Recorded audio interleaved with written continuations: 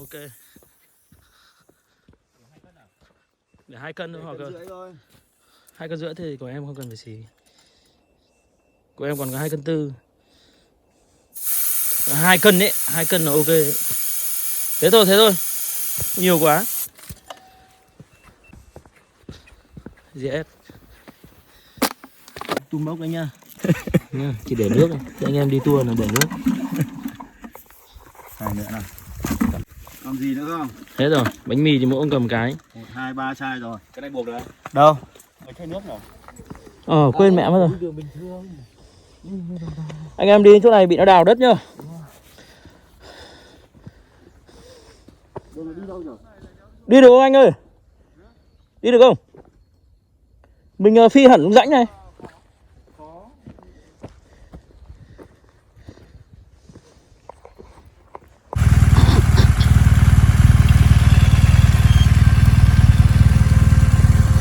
Nó qua rồi. Cứ thử đi xem nào, bình tĩnh. Rồi ga đây.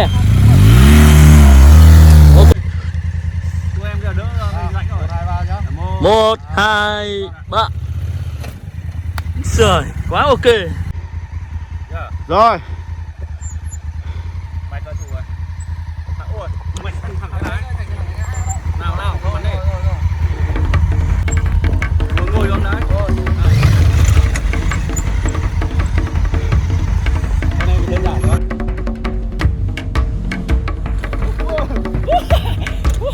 Quay được không anh Phương? Quay được. Rồi nào.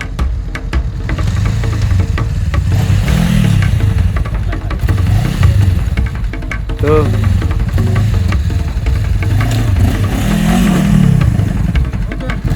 Kìa.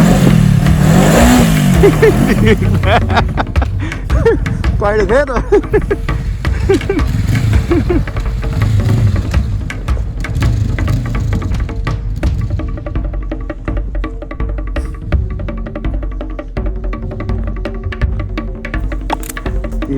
Con dốc đầu tiên. Rẽ phải em ơi. Africa đi City.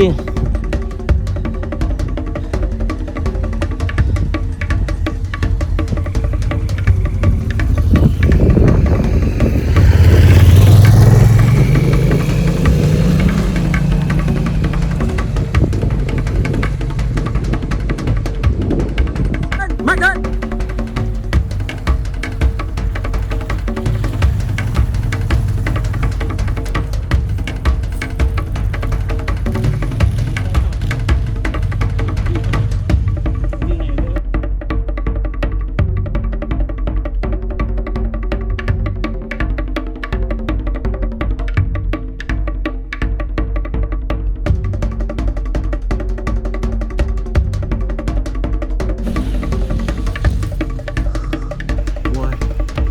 CRF 1000 nha anh em nhá. Đập rộng hồ Đồng Đò luôn. Đây nào ông anh tôi. Nhơn. Được lên. Hết luôn. Vừa đập xong. Wow. Anh em nhìn nhá. Ọp này. Mũ bảo hiểm còn ăn cả hoa cỏ. Đấy, hoa cỏ này, cài về này. Anh em đủ biết là độ gắt nó như nào. Đấy, máu chưa? Viên 500x.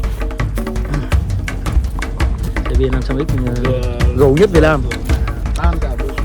Bao đập chết hết cả ARV 1000 con khối. Đây, bánh mì đây.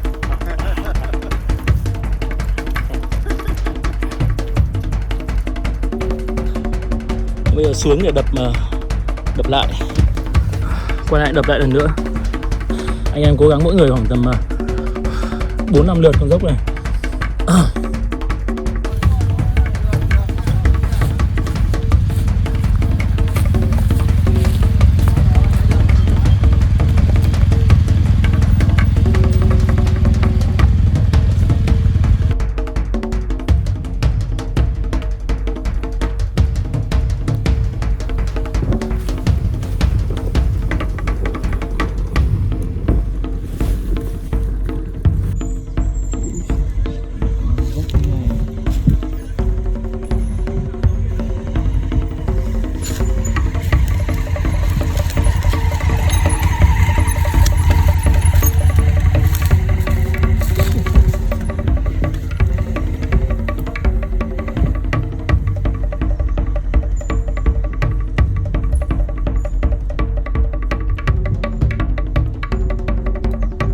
Đứng là nguy hiểm đấy nhá.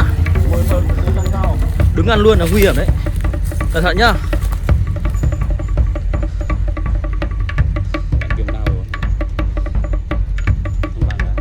Tốt đấy. Ôi tốt đấy, được.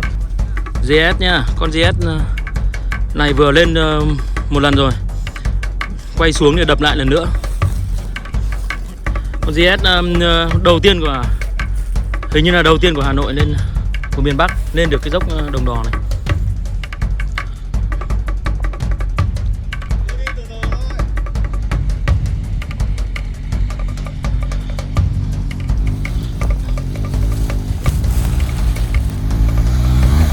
Nhìn thế này thôi nhưng mà rất kinh khủng.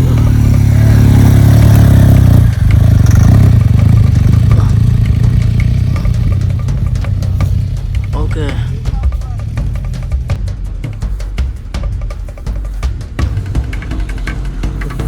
Cố lên. Ui, đừng nhầm đường.